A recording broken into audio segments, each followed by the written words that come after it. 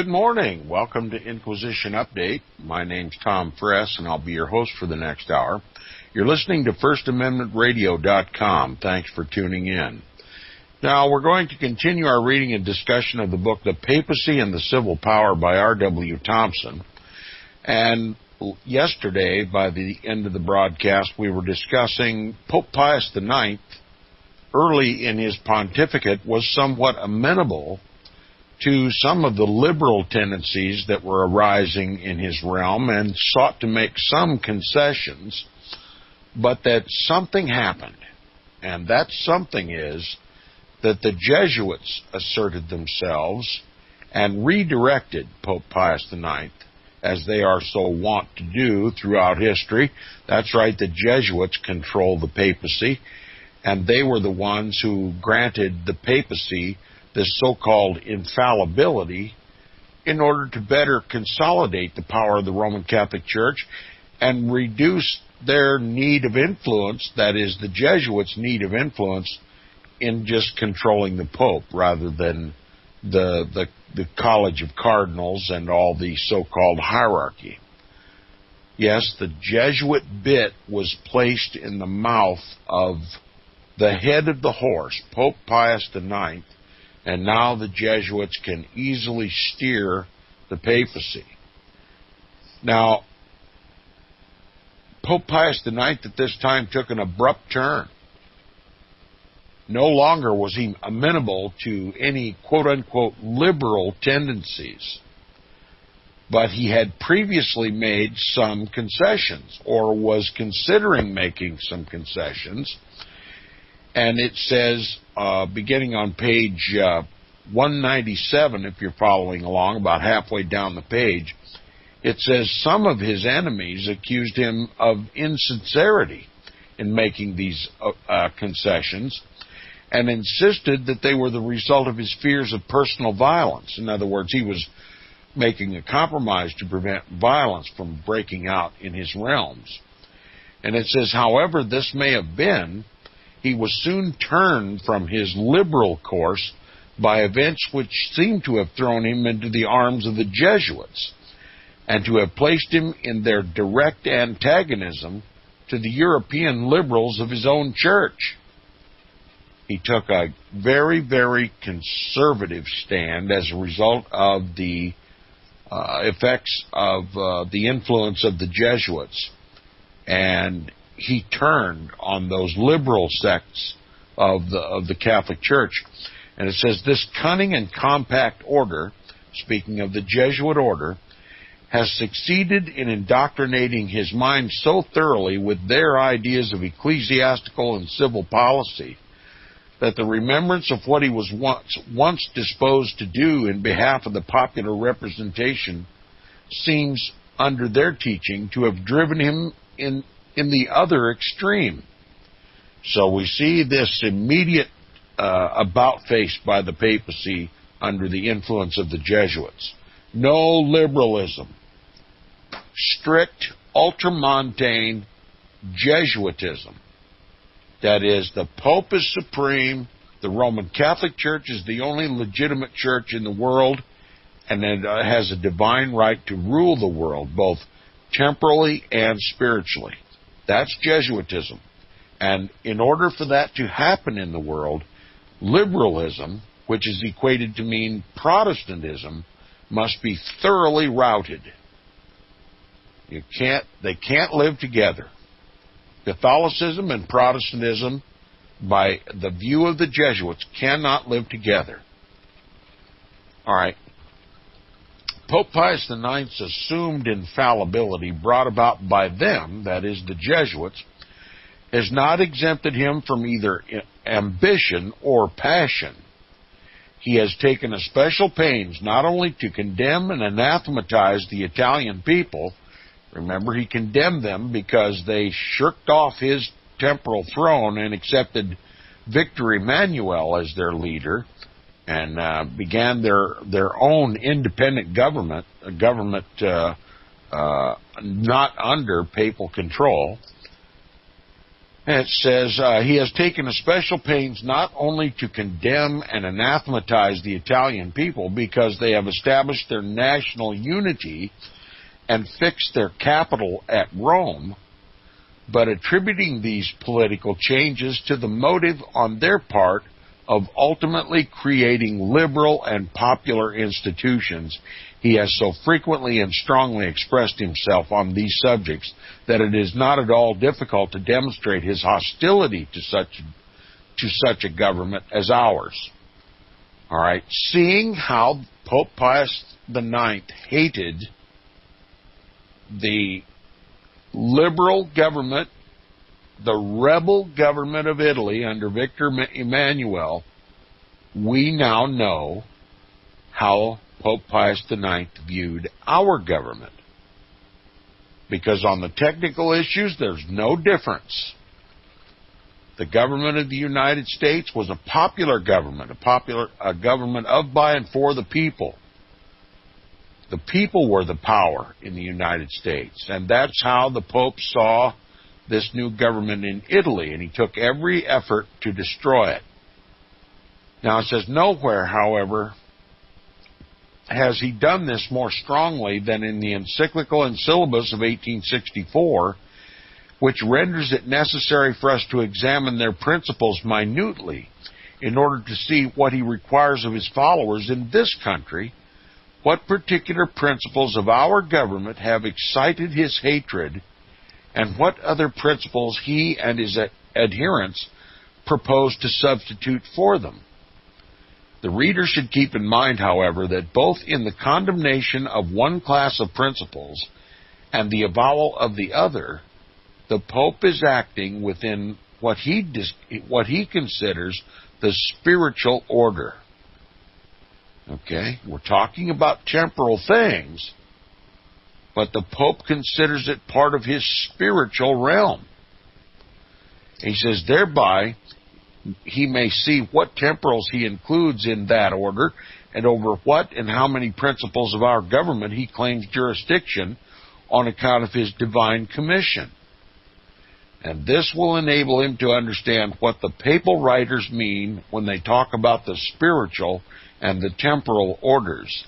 That is, that those matters only which do not concern the Church are temporals, that all matters which do concern the Church, either directly or indirectly, are involved in spirituals, and that the Pope has sole and exclusive jurisdiction over these.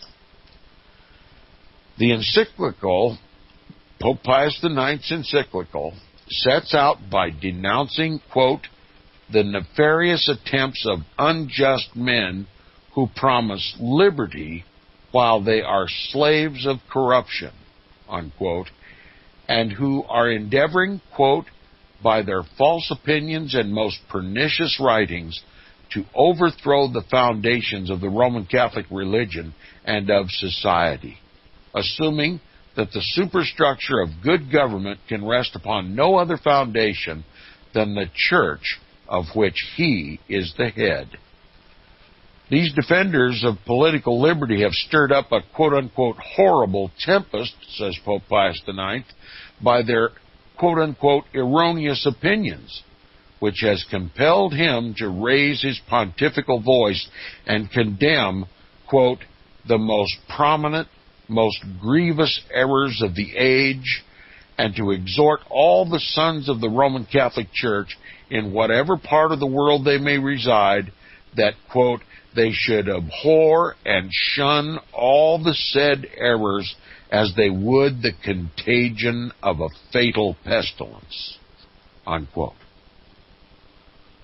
The cry went out from the infallible chair of Peter, Pope Pius IX, the Vicar of Christ on the earth, that every Roman Catholic must overthrow these liberal, these diabolical tendencies and return under the authority of the papacy.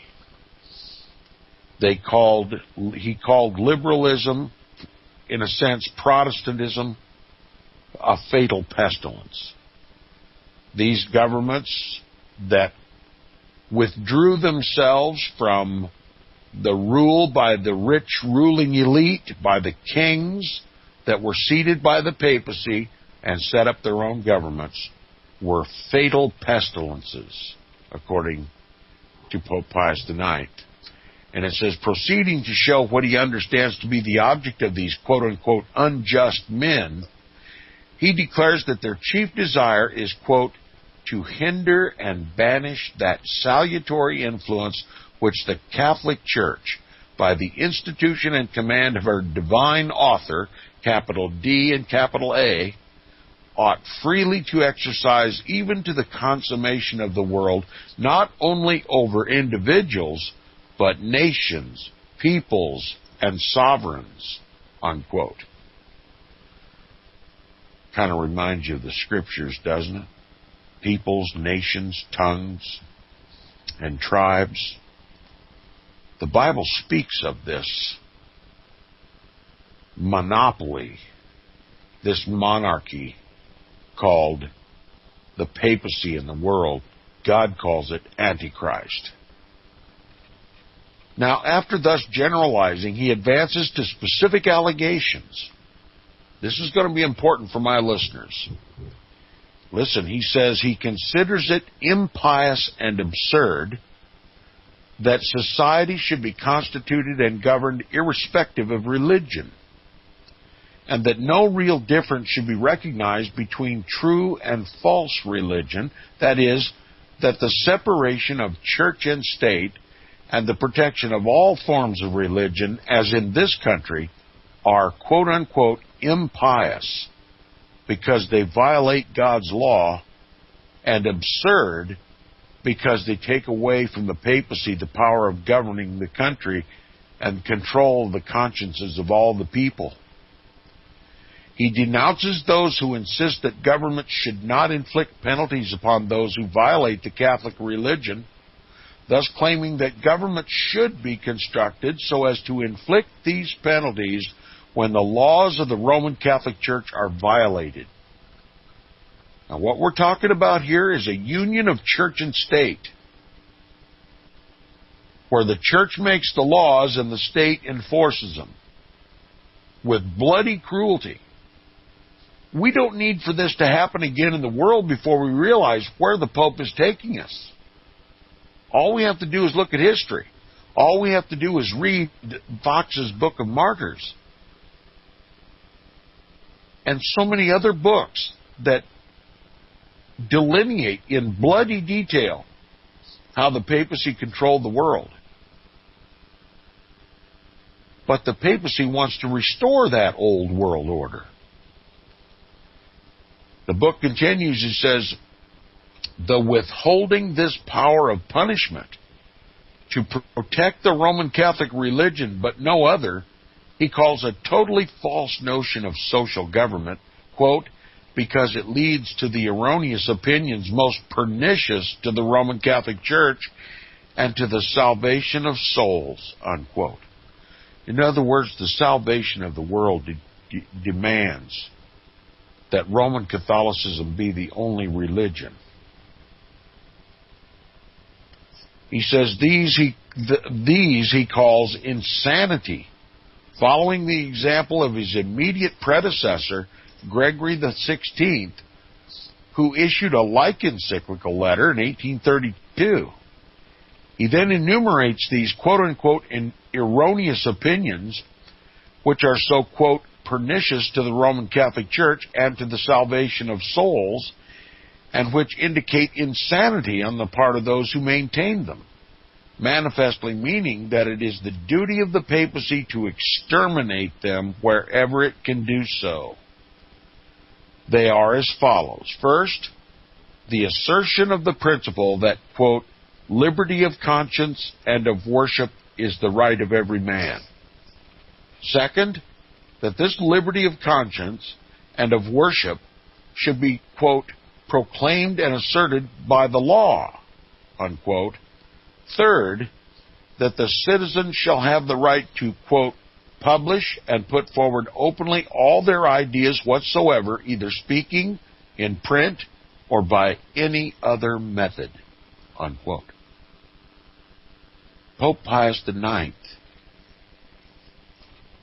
intended that everything spoken, everything written, and by every other means of communication be controlled so that it protected the authority, the unchallenged authority of the Roman Catholic Church and himself.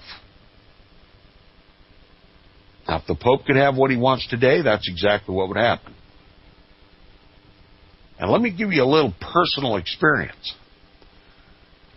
I've been talking about the Vatican Jesuit-led New World Order on amateur radio for about 10 years, minus the last 6 months or more.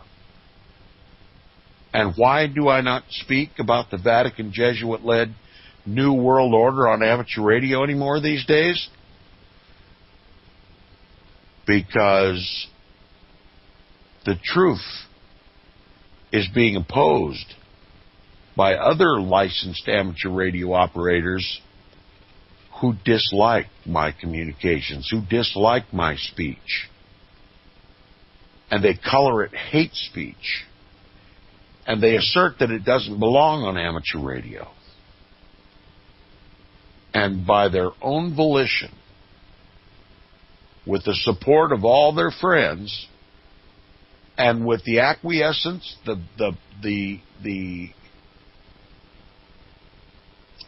how should I call it? With the passive acquiescence and support of the Federal Communications Commission and the Amateur Radio Relay League, their jamming of my transmissions is allowed.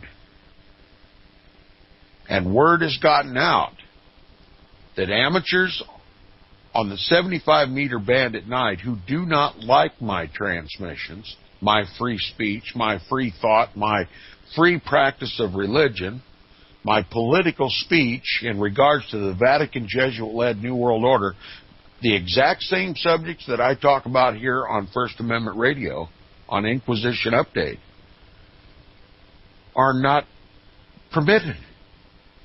And they may freely, maliciously, and intentionally jam and interfere with those transmissions to the point where no one can even stand to participate in the discussion. Nobody can stand to listen to it. Government-sponsored jamming of my transmissions.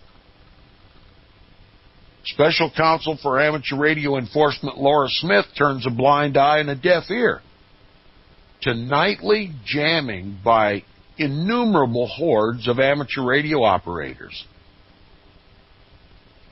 And I assume that she's probably got it in her mind that, well, he's violated the community standard. And what is the community standard? The community standard is ecumenism. That we must not divide Protestants and Catholics anymore. That we seek to unite all Christianity so that we may unitedly fight off this so-called Muslim influence in our government, so that we might not someday have Sharia law imposed here in the United States, and that Christianity would be destroyed from off the face of the earth because of this Muslim onslaught. But I dare suggest to the amateur radio community, just as I suggest here on Inquisition Update, that it's not Sharia law that we need to fear. It's not holy prayers of the Muslim faith being echoed all over every neighborhood that we need to fear. It's Roman Catholic canon law. And the detailed control of thought, speech, and every other mode of communication,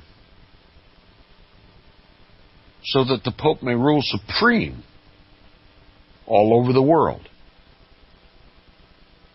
We've been given a boogeyman. They put up Islam as the great threat to Christianity. And the purpose of it all was to unite Roman Catholics and Protestants together. And the object of that was to destroy Protestantism. Now, as we continue the reading and discussion of this book, you're going to find out exactly how it destroys Protestantism. In every way, it destroys Protestantism. It destroys even the forms of government that sprang from the liberty achieved by the Protestant Reformation. But this Pope, Pope Pius IX, designed to take away liberty of conscience and liberty of worship. And just like Robert John Newhouse on the set of EWTN during Pope Benedict XVI's visit to the United States in 2008, and I've quoted him several times. I'm sorry if this is repetitious, but for the new listeners, he said, "No man has the right to choose his own religion.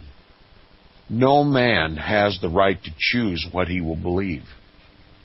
Now, that was said live on EWTN, the Roman Catholic channel, on World Over Live by Raymond Arroyo during the Pope's visit.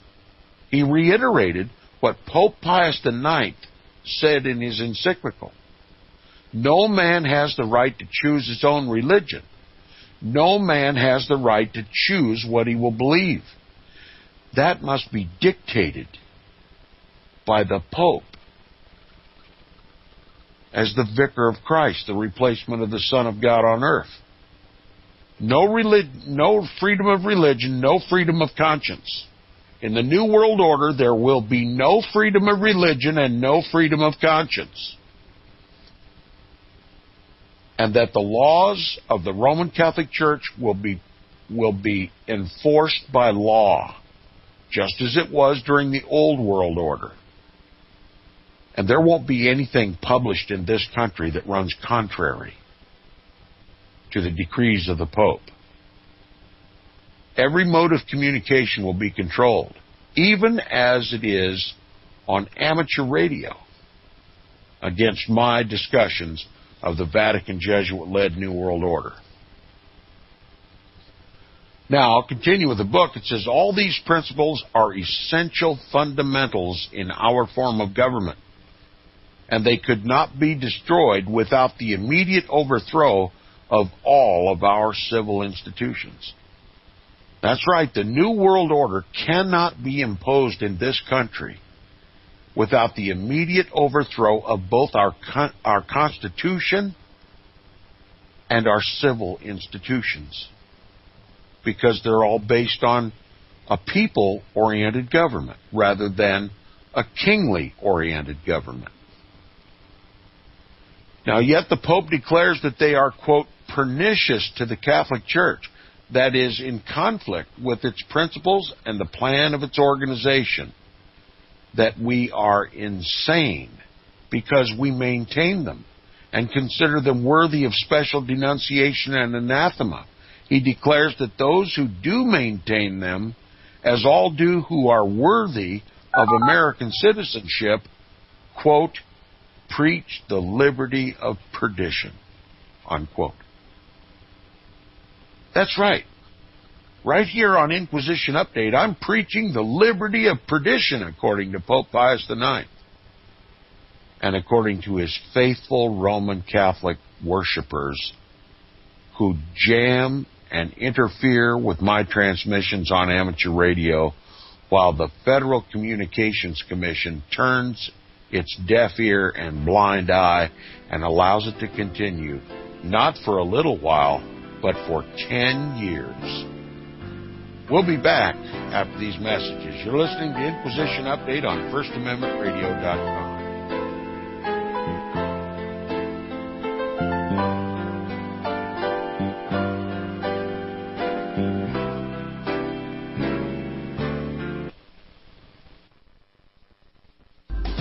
Years ahead of the dominant media, FirstAmendmentRadio.com and FirstAmendmentRadio.net. I know you all want answers, and believe me, so do I, and I'll do my best to get them. Have you seen the Left Behind movies? Have you read the Left Behind fictional book series? Not everyone believes Left Behind is true prophecy. Some may even regard as conspiratorial the mainstream re-release of the Left Behind movie with actor Nicolas Cage portraying the main character as an attempt to further reinforce in the minds of all this perception of false prophecy in order to condition the masses for the play about to begin. Because they see the world stage shaping to fulfill what they have been led to believe is sound biblical interpretation, a Left Behind rapture scenario, this false view of prophecy is reinforced in the mind, not only of its adherents, but also includes those who have been merely exposed to the specific media. Is it possible that false prophecy can be fulfilled? The rapture theories have always been in dispute. Pre-trib, mid-trib, and post-trib disputes have risen up in exclusively evangelical circles of recent history, so that when true believers don't suddenly disappear, this element will easily go by the wayside when all see a new Jewish temple begin to be built. Will this be part of the great delusion that will come upon the whole earth? It seems that this great prophetic delusion has already overcome practically the entire American evangelical and Christian world. Get the book, The Rapture Will Be Canceled. To learn more, visit crosstheborder.org. That's CROSS, crosstheborder.org.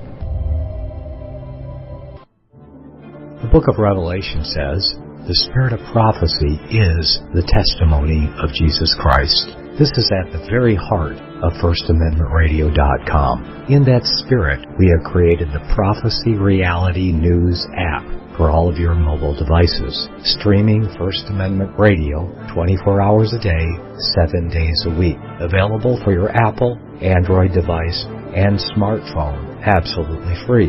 Get the Prophecy Reality News app installed today so you can listen to First Amendment Radio wherever you are. The Prophecy Reality News app. Get it now.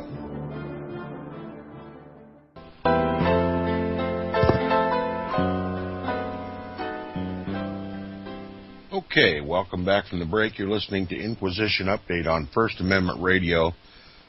Pope Pius IX said people like me preach the liberty of perdition. Warning God's people about the restoration of the old world order is preaching liberty of perdition.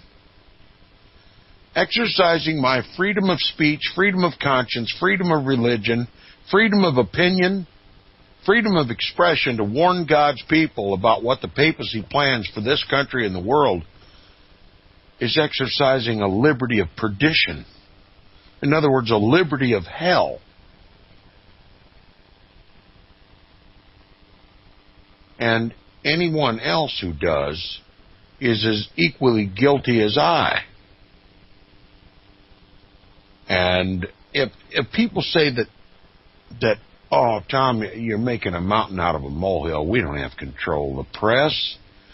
Well, let me ask you, if there's no control of the press, there's no control of speech in this country, then why aren't you hearing anybody talk about the papacy and the civil power on the mainstream media?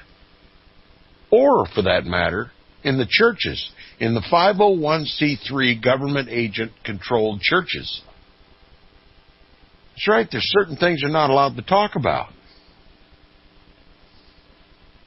Why is not this book being read in all the churches?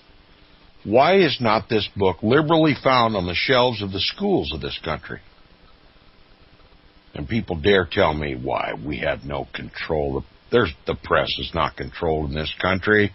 You're a conspiracy theorist, Tom. No, I'm talking about real history.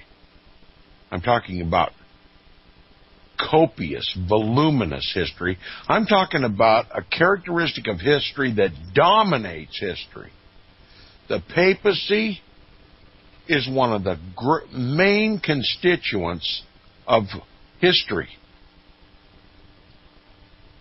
And when God rewinds the tape after this diabolical system has ended, and shows all of God's people how the papacy fulfilled its prophetic and historic role as Antichrist in the world. When that tape is replayed, everyone will see for themselves. But the papacy has not been entirely secret. Here we have a papal encyclical damning Protestantism. Their freedom of expression, freedom of conscience, freedom of religion, freedom to worship God and to read the Bible for themselves, he called a liberty of perdition. Now, if that isn't Antichrist, I don't know what it is. Now, R.W. Thompson continues, he says, what do the followers of this imperious despot, the Pope, mean by telling us that it is alone by a religion which has such principles and doctrines as these graft into its profession of faith that our government is to be saved from destruction? We understand well enough that what the Pope means. It is to declare that in no Roman Catholic government could such pernicious principles exist, that the anathemas of the Church are resting heavily upon them, that they are therefore sinful in the eyes of God and accursed in His sight, and that it is the imperative duty of all Roman Catholics in the United States and elsewhere to make immediate war upon these principles and to continue it until all of them are destroyed. Will the priests obey? Undoubtedly they will. Will the laymen also? Will you, Charles? That is the question. Time alone will decide it. But Pope Pius IX shows his design still more fully by doing a step further, striking more directly at the question of popular sovereignty, without which no popular form of government can stand. This he does by enumerating two other errors in which he mingles religion and politics together, showing that he promulgates a political religious, don't let your tongue stumble over this word, political religious, that is, in other words, a church state or a state-sponsored church, political being state and religious being the church. He seeks to promulgate a political religious faith. First, he denounces the idea that the will of the people manifested by public opinion can ever become the law of a country, independent of the divine and human right, that is, independent of the divine sanction which God has conferred upon him, the right to give or withhold as he pleases.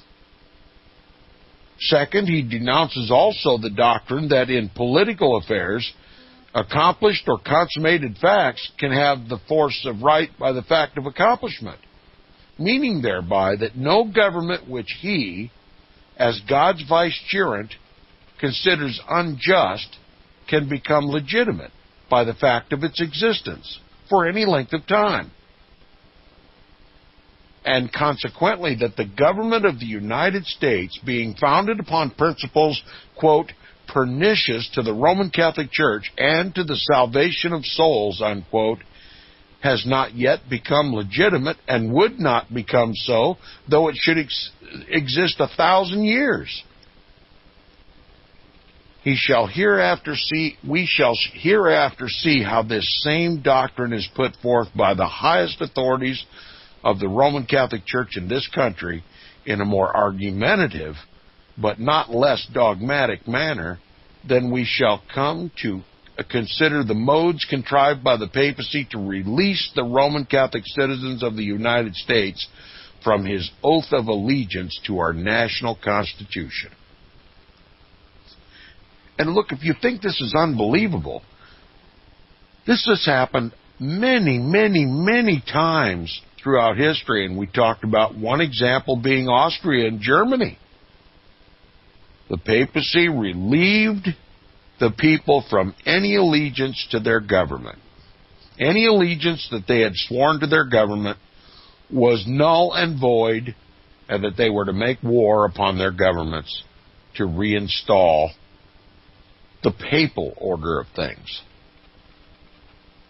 Rule by divine right. Get rid of their presidents and their constitutions and their liberal Protestant ideas and put the rich ruling elite back in place. The kings of the earth over which the Pope controls. The divine right rulers who dominate all of history. Now, considering his task yet unfinished, the Pope continues.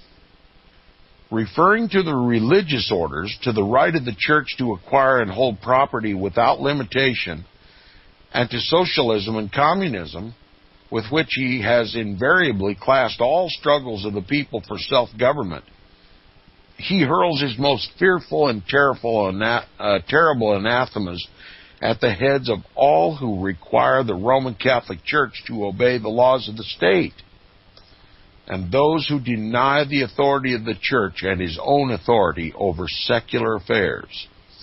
These, he says, and let the reader, keeping in mind the character of our civil institutions, mark well his words. These, quote, presume with extraordinary impudence to subordinate or put down the authority of the Roman Catholic Church and of his apostolic see, conferred upon it by Christ our Lord, to the judgment of the civil authority, and to deny all the rights of the same church and this see with regard to those things which appertain to the secular order. In other words, he damned any notion that any secular government in the world could have any say whatsoever over the church or the Pope. Now, he reaffirms the constitutions, as they are called, because they are considered as having all the solemnity of law of his predecessors Clement XII, Benedict XIV, Pius VII, and Leo XII, which, among other things, condemn all secret societies, and especially Freemasonry. And boy, I could go into a big deal on Freemasonry, but it's not the scope of this book. But in any case, the papacy was against all secret societies, including Freemasonry, and I'll just cut it short by saying he didn't want the Roman Catholic laymen belonging to these secret societies, because if they did belong to these secret societies and went to their secret meetings, they might see a cardinal or a bishop or a priest participating in this diabolical order called Freemasonry, because the Jesuit order controls Freemasonry. But nonetheless, at this time, the papacies were against Freemasonry, and I've just told you why. Because they control it. The Roman Catholic hierarchy controls these organizations, and they don't want the Roman Catholic laity to know about it. Okay? He denounces those who deny to the church the right to bind the consciences of the faithful in the temporal order of things. Oh, excuse me, I missed a sentence here. Let me start over at the beginning of the paragraph. He reaffirms the constitutions, as they are called, because they are considered as having all the solemnity of law of his predecessors Clement XII, Benedict XIV, Pius VII, and Leo X, which, among other things, condemn all secret societies, and especially Freemasonry, and brand with their heaviest curses their followers and partisans. He denounces those who deny to the Roman Catholic Church the right to, quote, bind the consciences of the faithful in the temporal order of things, unquote, and also those who say, quote, that the right of the Roman Catholic Church is not competent to restrain with temporal penalties the violation of her laws, unquote. He declares it to be a heresy to say that, quote, the ecclesiastical power is not, by the law of God, made distinct from and independent of the civil power, unquote, and insists that it is not usurpation, but consistent with the divine plan to maintain that it is both distinct and independent. He characterizes those as audacious who assert that his judgments and decrees concerning the welfare of the Roman Catholic Church, its rights and disciplines, quote, do not claim acquiescence and obedience under pain of sin and loss of the Catholic profession if they do not treat of the dogmas of faith and morals, unquote, whereby he means that his judgments and decrees concerning the welfare, rights, and discipline of the Roman Catholic Church are binding upon all the faithful, whether confined to faith and morals or not. In other words, that his infallibility is absolute upon all subjects which he may think proper to embrace within it. That's right, he even decides who comes under his authority. The Church, the Roman Catholic Church, says Archbishop Manning, quote, is its own evidence, unquote. And the Catholic World, a Roman Catholic publication widely dispersed in this country, immediately repeats the idea, quote, the Roman Catholic Church accredits itself, unquote. The Pope, therefore, as the infallible head of the Church, is alone competent to declare the limits and character of his own power. This again, says Manning, quote, is a personal privilege, unquote, which all the combined authority of the Church cannot take from him or diminish. There's not a Roman Catholic priest in the United States who does not know that if he dared to utter publicly any sentiment contrary to this, his clerical robes would be stripped off instantaneously and he'd be denounced as fit for the tortures of eternal punishment.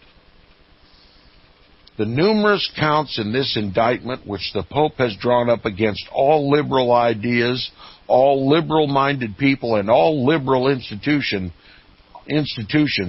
display no less the malignity of the prosecutor than the skill of a professional adept. He takes care that there shall be no misconception of either the principles or the persons arraigned by it. Therefore, he sweepingly embraces all such as dare to disagree with the Roman Catholic faith by proclaiming that all their teachings and principles are, quote, contrary to the Catholic dogma of the plenary power divinely conferred on the sovereign pontiff by our Lord Jesus Christ to guide, to supervise, and govern the universal church, unquote. And then, folded in his pontifical robes, with his ecclesiastical sword in one hand and his temporal sword in the other, and with the crown of a king yet resting upon his royal brow, he thus hurls at all these impudent and audacious adversaries his fearful curses in one breath and his stern command to the faithful in the next. Here's what he said, quote, therefore do we by our apostolic authority reprobate, denounce, and condemn generally and particularly all the evil opinions and doctrines specially mentioned in this letter, and we wish that they may be held as reprobated, denounced, and condemned by all the children of the Catholic Church, unquote. Now, ladies and gentlemen, that is a declaration of war. I don't see how it could be interpreted any other way. Now, I'm accused by Roman Catholics of dividing Protestants and the Roman Catholic Church. But what has the Pope just done? He has denounced Protestantism as reprobate, and he condemns them, all their opinions, all their doctrines, and all their institutions, and that they are to be held by every Roman Catholic as reprobated, denounced, and condemned. Now, if it could be said that I'm trying to divide Protestants and Catholics, trying to divide, quote-unquote, Christianity, why doesn't Pope Pius IX come under that same condemnation when in 1864 he issued this encyclical to all Roman Catholics to hold every Protestant idea, and every Protestant institution as damned, as condemned, denounced and condemned. And what does that inherently mean to every Roman Catholic? That they are just to go about saying, well, you're condemned, you're condemned, you're condemned, or are they going to take over the government? I mean, you can't just pay the Pope lip service. You have to act on your faith, don't you? I mean, the Pope doesn't require anything more of his followers than Christ requires of his followers. You can't go around paying Jesus Christ lip service and serving the devil your whole life. You can't fool men by doing that, let alone Christ. You got to act on your faith. I'm not talking about a works gospel here. I'm talking about true faith. If you've got true faith, it'll show, won't it? You'll know them by their fruits. So what are the fruits of these Roman Catholics who are sitting under the instruction of their Pope, Pope Pius IX? They're going to take over our Protestant institutions. They have taken them over. They've not only taken over the press, they've taken over the churches. The ecumenical movement now dominates the so-called Protestant churches, and now we have one quote-unquote Christianity. And if Christ were here, he'd spew them out of his mouth. I'm acting on my faith in Christ alone by condemning the Roman Catholic Church and its Pope as Antichrist, and the evangeli-belly churches that are uniting with this whore of Rome as sharing that office of Antichrist with her. And I do it at great personal expense and pain and persecution. And it has affected my bottom line, which really wasn't very big to begin with. Persecuted wherever I go, by Catholics and Protestants alike. But I continue, because it's the truth. And if not heeded, my warnings, if they're not heeded, if the warnings of R.W. Thompson are not heeded, if the warnings of the Bible are not heeded, if the warnings of history are not heeded, this once Protestant land will become a smoking hole in the ground when Christ returns. But before that happens, a whole lot of good, honest, sacrificing, selfless, altruistic, Bible-believing Christians with the truth on their lips will go up in flames, or their heads will roll off the guillotine, because the papacy's not yet done killing God's people. The New World Order is the restoration of the old. And who died then? Bible believers. R.W. Thompson continues, he says, but the Pope is not yet content. His work is not yet accomplished. He next turns his attention to the free discussion of the press, to the pestilent books, pamphlets, and journals which, distributed all over the world, deceive the people and wickedly lie, and directs his Roman Catholic clergy to instruct the faithful that all true happiness of mankind proceeds from our august religion, from its doctrines and practice.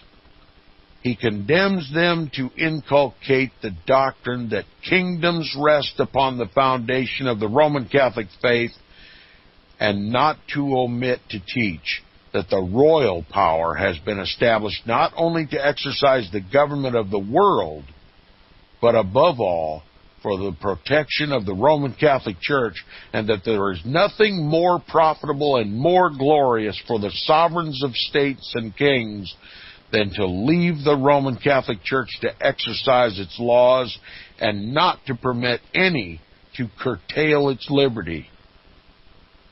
Herein adopting the language of Pope St. Felix in a letter written to the Emperor Zeno.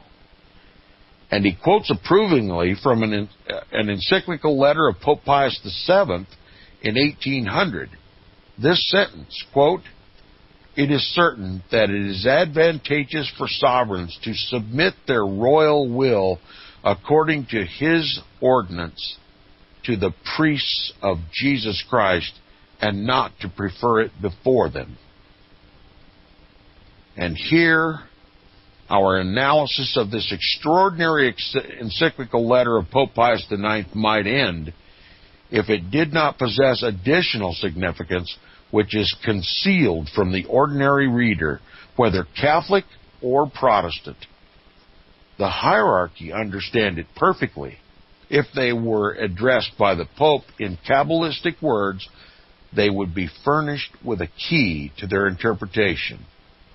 It is far better that an unreasonable space should be devoted to it than what is hidden within should remain undisclosed and its true meaning unknown. In other words, R.W. Thompson is going to take the space in this book to reveal to you what was Kabbalistically included in that encyclical that the average Roman Catholic or Protestant would not understand or would miss, but that the hierarchy of the Roman Catholic Church, its priests and bishops, would understand. It embodies, says R.W. Thompson, but without quoting, several of the previous encyclical letters of Pope Pius IX, one in 1846, one in 1854, and another in 1862. Yes, Pope Pius IX was very busy. In that of 1846, he denounces private judgment. Here come the thought police. Pope Pius IX, in a papal encyclical, the most powerful document a pope can write, which is infallibly written, Pope Pius IX in 1846 denounces private judgment in the interpretation of Scriptures and condemns those who dare rashly to interpret when God himself has appointed a living authority, that is the Pope, the Church, to teach the true and legitimate sense of his heavenly revelation infallibly. What did the Pope Pius IX just do to your Protestantism? Destroyed it, lock, stock, and barrel. And that's what they're going to continue to do until Christ returns. We'll talk about this more on the program when I get back Wednesday. Thanks for listening.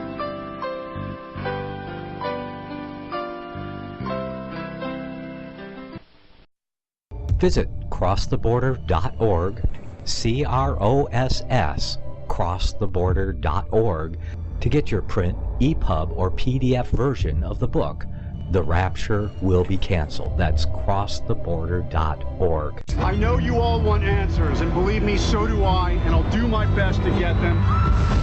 Despite Nicolas Cage's promise to do his best to get left behind rapture answers for us, don't hold your breath. Not everyone believes Left Behind is true prophecy. Some may even regard as conspiratorial the mainstream re-release of the Left Behind movie with actor Nicolas Cage portraying the main character as an attempt to further reinforce in the minds of all this perception of false prophecy in order to condition the masses for the play about to begin. If you want true Bible prophecy answers, get the book, The Rapture Will Be Canceled.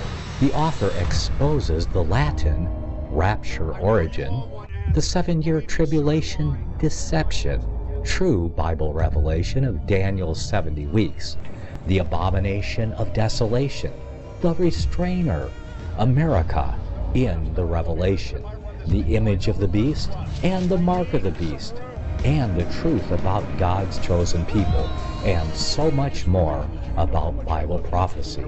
This book will shatter the Left Behind paradigm of future events. Get the book, The Rapture Will Be Canceled.